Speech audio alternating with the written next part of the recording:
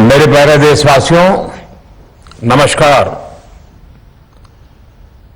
Corona की दूसरी wave और दूसरी वेव से हम भारतवासियों की लड़ाई जारी है।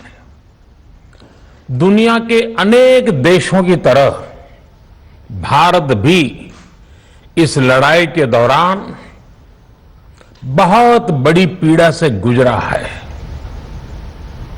हम में से कई लोगों ने अपने परिजनों को, अपने परिचितों को खोया है। ऐसे सभी परिवारों के साथ मेरी पूरी संवेदनाएं हैं। साथियों, बीते 100 वर्षों में आई ये सबसे बड़ी महामारी है, त्रासदी है। इस तरह की महामारी आधुनिक विश्व ने न देखी थी न अनुभव की थी। इतनी बड़ी वैश्विक महामारी से हमारा देश कई मोर्चों पर एक साथ लड़ा है। कोविड अस्पताल बनाने से लेकर आईसीयू बेड्स की संख्या बढ़ानी हो,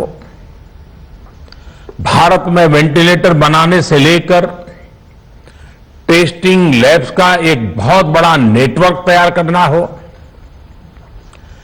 कोविड से लड़ने के लिए बीते 1.25 साल में ही देश में एक नया हेल्थ इंफ्रास्ट्रक्चर तैयार किया गया है। सेकंड वेव के दौरान अप्रैल और मई के महीने में भारत में मेडिकल ऑक्सीजन की डिमांड अकल्पनीय रूप से बढ़ गई थी। भारत के इतिहास में कभी भी इतनी मात्रा में मेडिकल ऑक्सीजन की जरूरत कभी भी महसूस नहीं की गई। इस जरूरत को पूरा करने के लिए युद्ध स्तर पर काम किया गया। सरकार के सभी तंत्र लगे। ऑक्सीजन रेल चलाई गई, एयरफोर्स के विमानों को लगाया गया, नौसेना को लगाया गया। बहुत ही कम समय में लिक्विड मेडिकल ऑक्सीजन के प्रोडक्शन में 10 गुना से ज्यादा बढ़ाया गया। दुनिया के हर कोने से, जहां कहीं से भी जो कुछ भी उपलब्ध हो सकता था उसको प्राप्त करने का भरसक प्रयास किया गया, लाया गया। इसी तरह जरूरी दवाओं के प्रोडक्शन को कई गुना बढ़ाया गया। विदेशों में जहां भी दवाइयां उपलब्ध हो वहां से उन्हें लाने में कोई कोर कसर बाकी नहीं छोड़ी गई।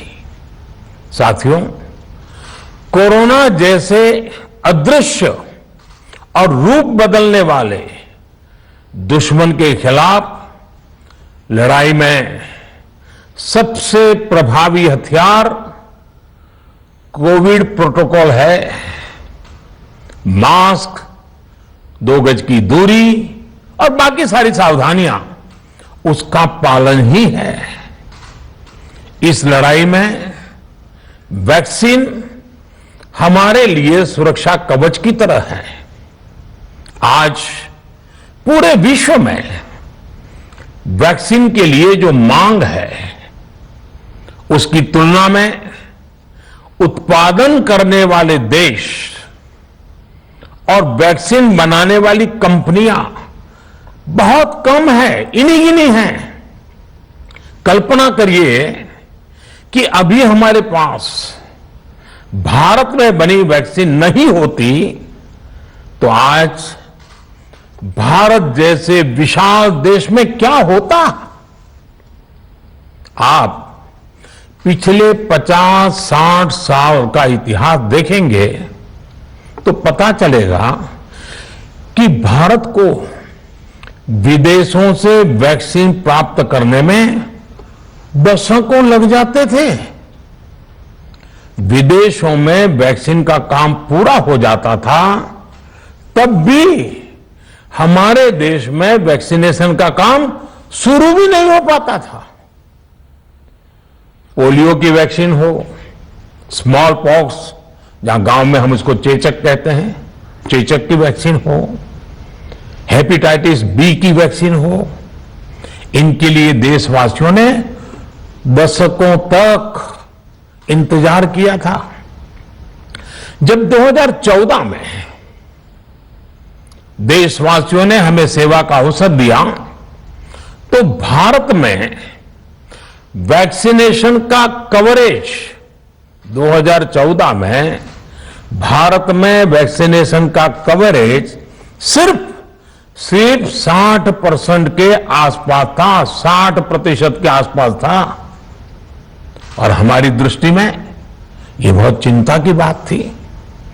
जिस रफ्तार से भारत का टीकाकरण कार्यक्रम चल रहा था, उस रफ्तार से देश को 100% टीकाकरण कवरेज का लक्ष्य हासिल करने में करीब करीब 40 साल लग जाते हैं। हमने इस समस्या के समाधान के लिए मिशन इंद्रधनुष को लॉन्च किया। हमने तय किया कि मिशन इंद्रधनुष के माध्यम से युद्ध स्तर पर वैक्सीनेशन किया जाएगा और देश में जिसको भी वैक्सीनेशन की जरूरत है उसे वैक्सीन देने का प्रयास होगा। हमने मिशन मोड में काम किया और सिर्फ 5-6 साल में ही वैक्सीनेशन कवरेज 60% से बढ़कर 90% से भी ज्यादा हो गई। 60 से 90, यानी हमने वैक्सीनेशन की स्पीड भी बढ़ाई और दायरा भी बढ़ाया। हमने बच्चों को कई जानलेवा बीमारियों से बचाने के लिए कई नए टीकों का भी भारत के टीकाकरण अभियान का हिस्सा बना दिया।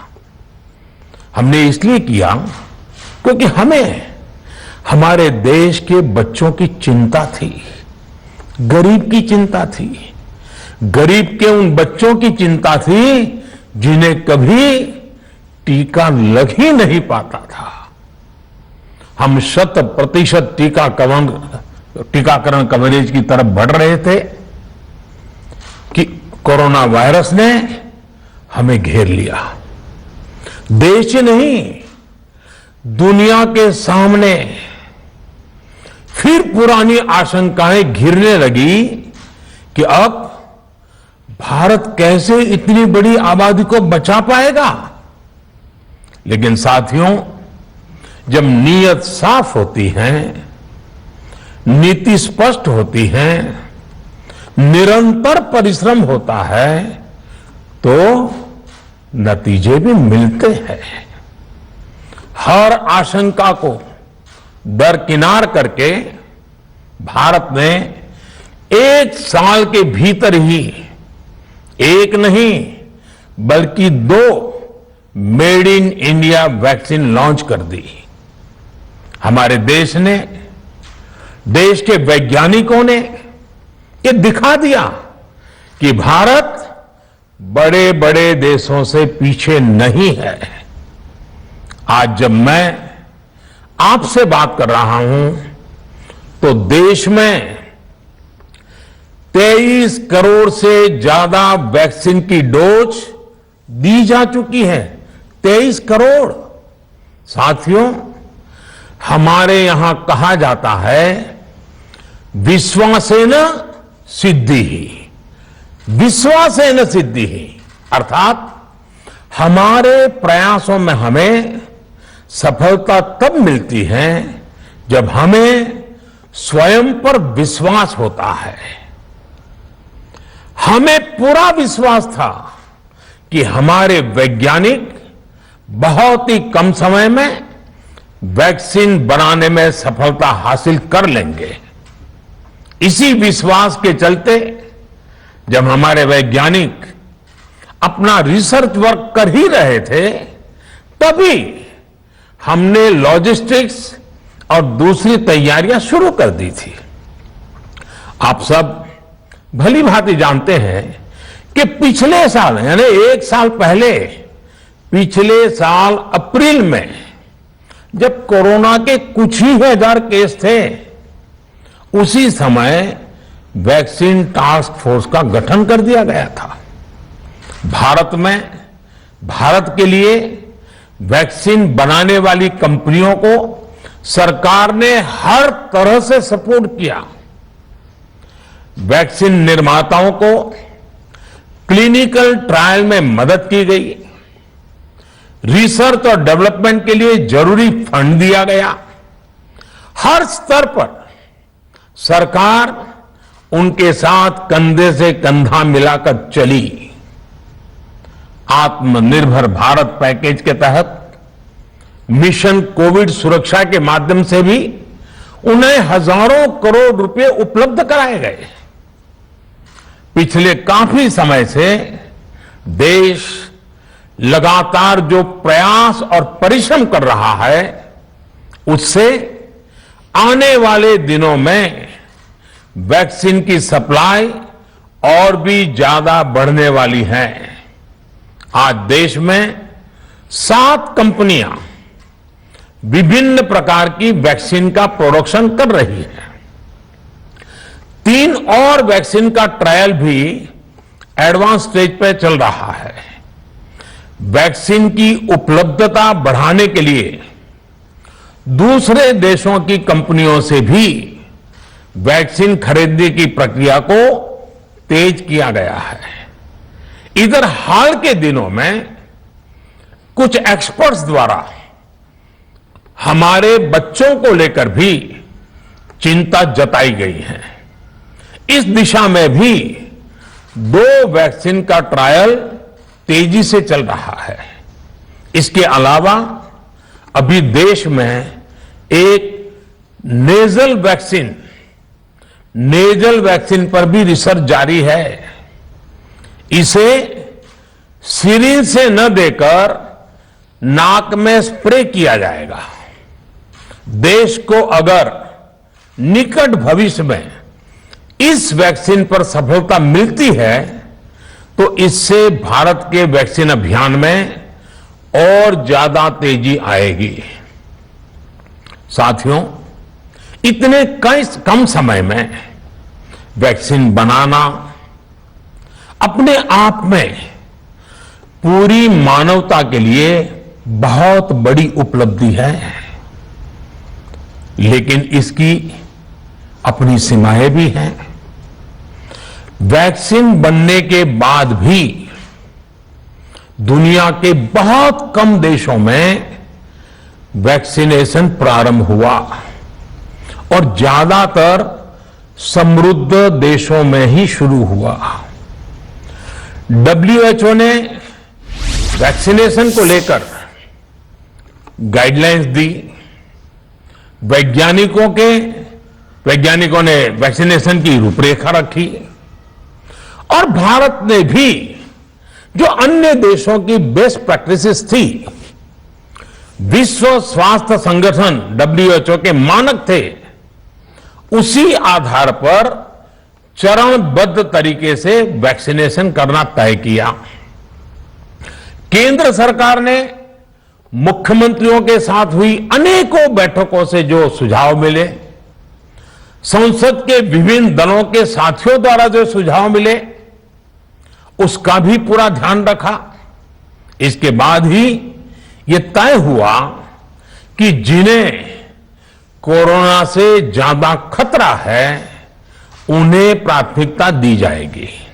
इसलिए ही हेल्थ वर्कर्स, फ्रंटलाइन वर्कर्स, 60 वर्ष की आयु से ज्यादा के नागरिक, बीमारियों से ग्रसित 45 वर्ष से ज्यादा आयु के नागरिक, इन सभी को वैक्सीन पहले लगनी शुरू हुई है। आप कल्पना कर सकते हैं कि अगर कोरोना की दूसरी वेव से पहले हमारे फ्रंटलाइन वर्कर्स को वैक्सीन नहीं लगी होती तो क्या होता? सोचिए, हमारे डॉक्टर्स, नर्सिंग स्टाफ को वैक्सीन ना लगी तो क्या होता? अस्पतालों में सफाई करने वाले हमारे भाई बहनों को, एम्बुलेंस के हमारे ड्राइवर्स भाई बहनों को वैक्सीन ना लगी होती तो क्या होता? ज्यादा से ज्यादा हेल्थ वर्कर्स को वैक्सीनेशन होने की वजह से ही वो निश्चिंत होकर दूसरों की सेवा में लग पाए, लाखों देशवासियों का जीवन बचा पाए। लेकिन देश में कम होते कोरोना के मामलों के बीच केंद्र सरकार के सामने अलग अलग सुझाव भी आने लगे, भिन्न भिन्न मांगे होने लगी, पूछा जाने लगा, सब कुछ भारत सरकार ही क्यों तय कर रही है? राज्य सरकारों को छूट क्यों नहीं दी जा रही है? राज्य सरकारों को लॉकडाउन की छूट क्यों नहीं मिल रही है? One size does not fit all जैसी बातें भी कही गई। दलील यह दी गई कि संविधान में चूंकि हेल्थ, आरोग्य प्रमुख रूप से राज्य का विषय है, इसलिए अच्छा है कि सब राज्य ही करें। इसलिए इस दिशा में एक शुरुआत की गई। भारत सरकार ने एक बृहद गाइडलाइन बनाकर राज्यों को दी ताकि राज्य अपनी आवश्यकता और सुविधा के अनुसार काम कर सके। स्थानीय स्तर पर कोरोना कर्फ्यू लगाना हो, माइक्रो कंटेनमेंट जोन बनाना हो, इलाज से जुड़ी व्यवस्थाएं हो, भारत सरकार ने राज्यों की इन मांगों को स्वीकार किया।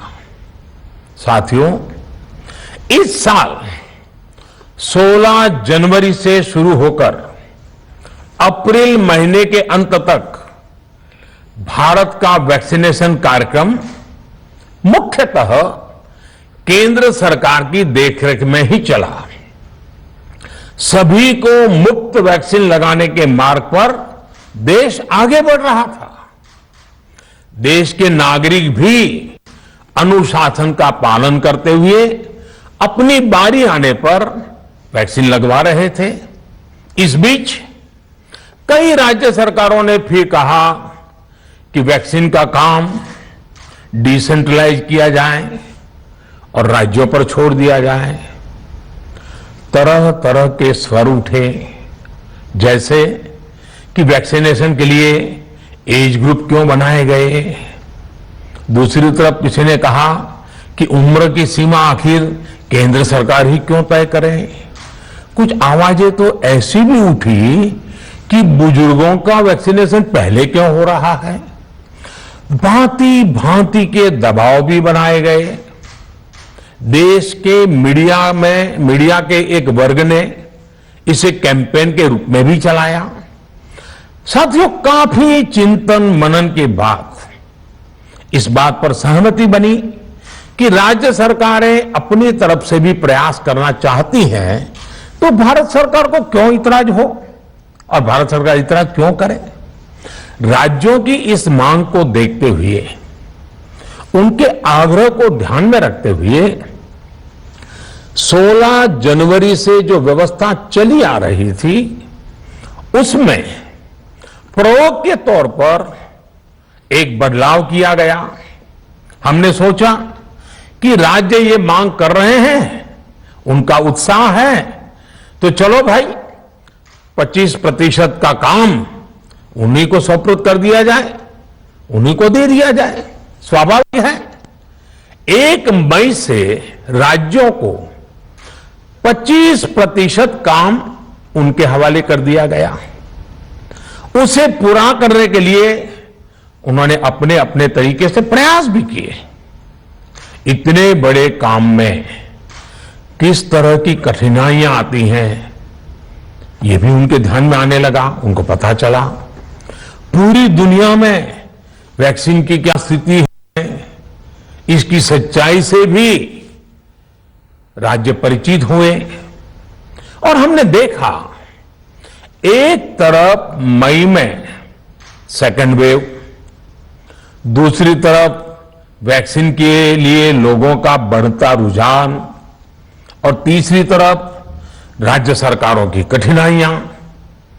मई में 2 सप्ताह बीतते बीतते कुछ राज्य खुले मन से ये कहने लगे कि पहले वाली व्यवस्था ही अच्छी थी।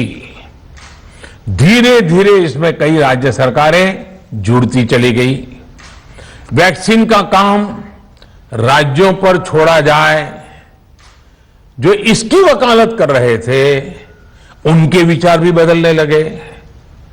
एक अच्छी बात रही कि समय रहते राज्य पुनर्विचार की मांग के साथ फिर आगे आए। राज्यों की इस मांग पर हमने भी सोचा कि देशवासियों को तकलीफ ना हो, सुचारू रूप से उनका वैक्सीनेशन हो।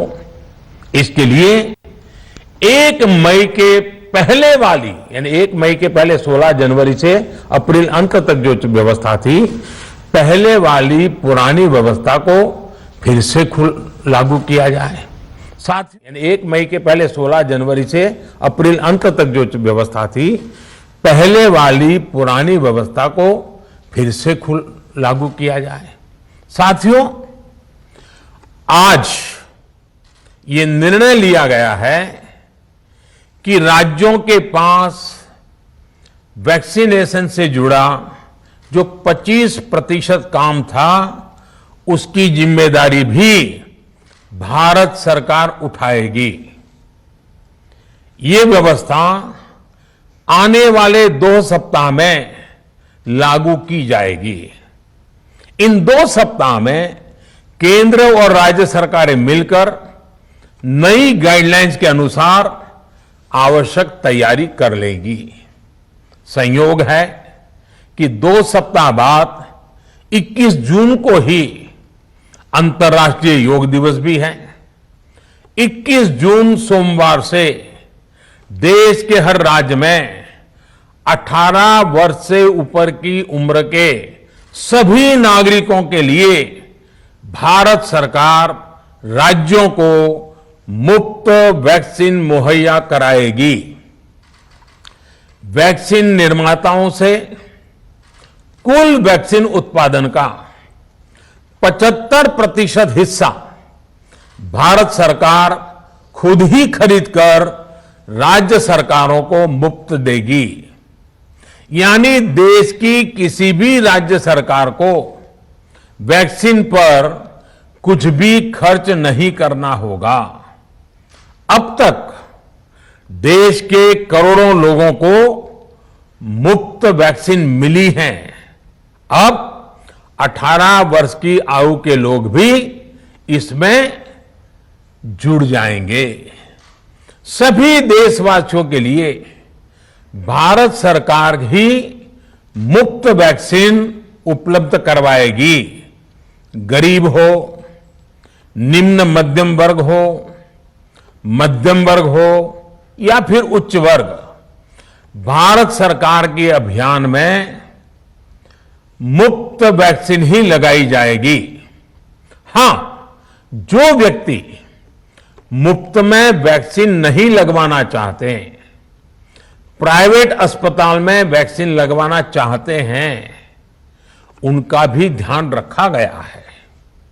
देश में बन रही वैक्सीन में से 25% प्राइवेट सेक्टर के अस्पताल सीधे ले पाए, ये व्यवस्था जारी रहेगी। प्राइवेट अस्पताल वैक्सीन की निर्धारित कीमत के उपरांत एक डोज पर अधिकतम 150 रुपये ही सर्विस चार्ज ले सकेंगे। इसकी निगरानी करने का काम राज्य सरकारों के पास ही रहेगा। साथियों, हमारे शास्त्रों में कहा गया है, प्राप्य आपदम न व्यथते कदाचित, उद्योगम अनु इच्छति चा प्रमत्तः, अर्थात विजेता आपदा आने पर उससे परेशान होकर हार नहीं मानते, बल्कि उद्यम करते हैं, परिश्रम करते हैं और परिस्थिति पर जीत हासिल करते हैं। कोरोना से लड़ाई में 130 करोड़ से अधिक भारतीयों ने अभी तक की यात्रा आपसी सहयोग, दिन रात मेहनत करके तय की है। आगे भी हमारा रास्ता हमारे श्रम और सहयोग से ही मजबूत होगा। हम वैक्सीन प्राप्त करने की गति भी बढ़ाएंगे और वैक्सीनेशन अभियान को भी और गति देंगे।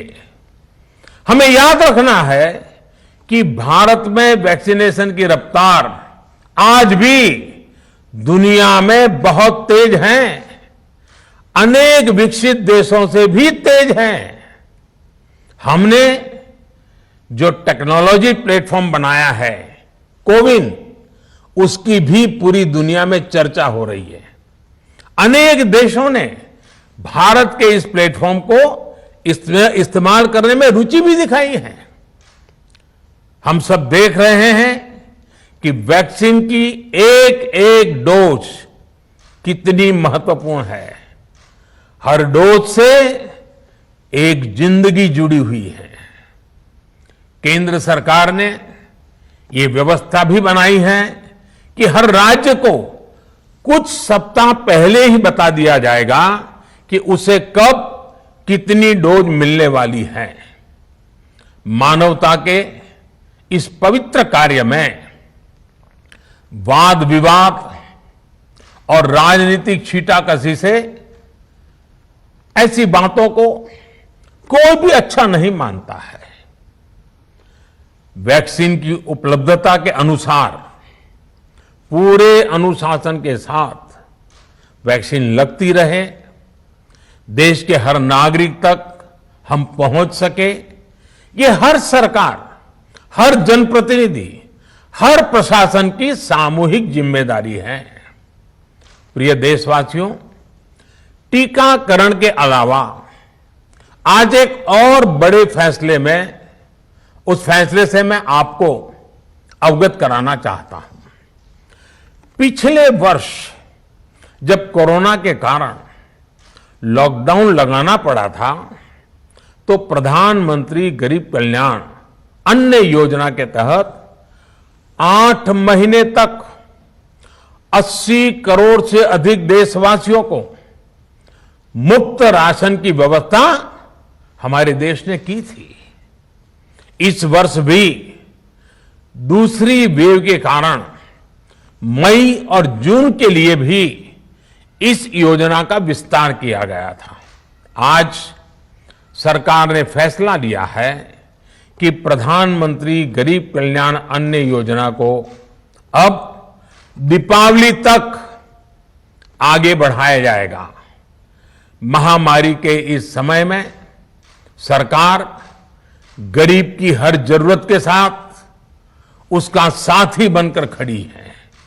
यानी नवंबर तक 80 करोड़ से अधिक देशवासियों को हर महीने तय मात्रा में मुफ्त अनाज उपलब्ध होगा।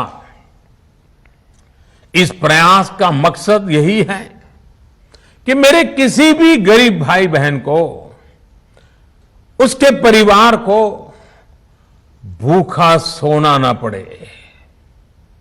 साथियों, देश में हो रहे इन प्रयासों के बीच कई क्षेत्रों से वैक्सीन को लेकर भ्रम और अफवाहों की जानकारी चिंता बढ़ाती है। ये चिंता भी मैं आपके सामने व्यक्त करना चाहता हूं। जब से भारत में वैक्सीन पर काम शुरू हुआ, तभी से कुछ लोगों द्वारा ऐसी बातें कही गई जिससे आम लोगों के मन में शंका पैदा हो। कोशिश ये भी हुई कि भारत के वैक्सीन निर्माताओं का हौसला पस्त पड़ जाए और उनके सामने अनेक प्रकार की बाधाएं आए। जब भारत की वैक्सीन आई तो अनेक माध्यमों से शंका आशंका को और बढ़ाया गया। वैक्सीन न लगवाने के लिए भांति भांति के तर्क प्रचारित किए गए। इन्हें भी देश देख रहा है। जो लोग वैक्सीन को लेकर आशंका पैदा कर रहे हैं, अफवाहें फैला रहे हैं, वो भोले भाले भाई बहनों के जीवन के साथ बहुत बड़ा खिलवाड़ कर रहे हैं। ऐसी अफवाहों से सतर्क रहने की जरूरत है। मैं भी आप सबसे, समाज के प्रबुद्ध लोगों से, युवाओं से अनुरोध करता हूं कि आप भी वैक्सीन को लेकर जागरूकता बढ़ाने में सहयोग करें। अभी कई जगहों पर कोरोना कर्फ्यू में ढील दी जा रही है, लेकिन इसका मतलब ये नहीं कि हमारे बीच से कोरोना चला गया है। हमें सावधान भी रहना है और कोरोना से बचाव के नियमों का भी सख्ती से पालन करते रहना है। मुझे पूरा विश्वास है हम सब कोरोना से इस जंग में जीतेंगे। भारत कोरोना से जीतेगा। इन्हीं शुभकामनाओं के साथ आप सभी देशवासियों का बहुत बहुत धन्यवाद।